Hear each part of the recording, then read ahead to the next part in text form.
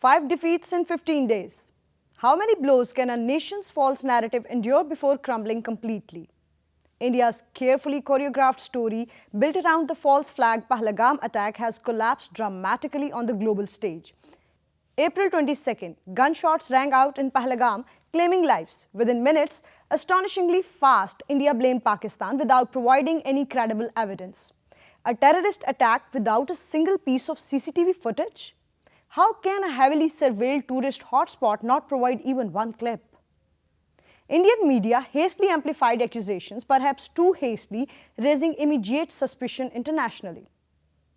Even prominent Indian voices, including journalists like Barkha Dutt and Shekhar Gupta, raised questions openly. Where is the evidence? Why blame without proof? The global community swiftly rejected India's unsubstantiated claims. First defeat.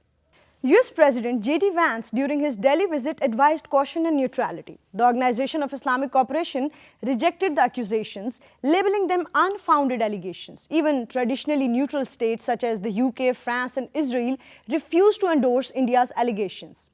Was India expecting blind acceptance of its word? International skepticism surged, marking the narrative's second collapse. Frustrated by its diplomatic failure, India attacked Pakistani territory on May 6th, claiming surgical precision against terrorists. But truth again unraveled rapidly. International media, including Reuters, Al Jazeera, and the BBC, confirmed civilian deaths, not terrorist eliminations. Images of mourning families from Pakistani villages instantly contradicted India's assertions. Why did India restrict access to these strike sites for international media if it had nothing to hide? Global condemnation followed swiftly, third devastating defeat. Then as India reeled from embarrassment, Pakistan responded decisively, downing 5 Indian jets, including 3 of India's prized Rafales. Footage circulated rapidly from Bhatinda, burning wreckage, irrefutable evidence. India desperately tried to deny these losses, initially claiming technical faults. But even US intelligence briefings cited by Reuters confirmed the jets were indeed shot down.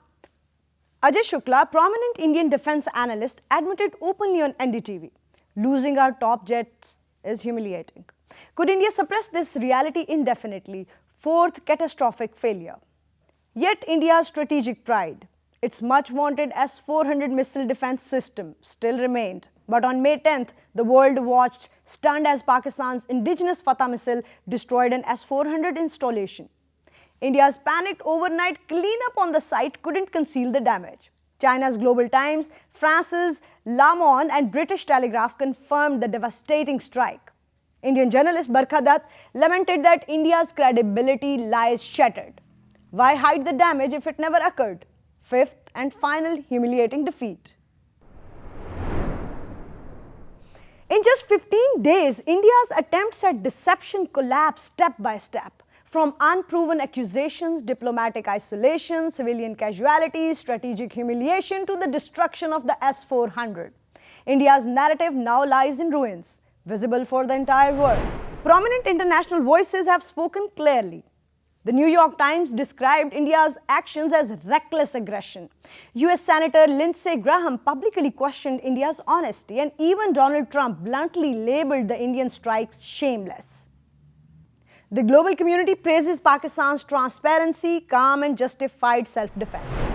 5 narrative defeats, each more embarrassing than the last, expose a nation whose propaganda is no longer credible. Pakistan stands vindicated, respected, and stronger diplomatically than ever before.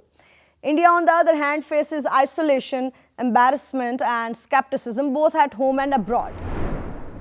Can a nation built on propaganda survive repeated humiliations? India must now face the hard reality. Meanwhile, Pakistan's integrity, restraint, and truthfulness have secured a diplomatic and strategic victory recognized globally.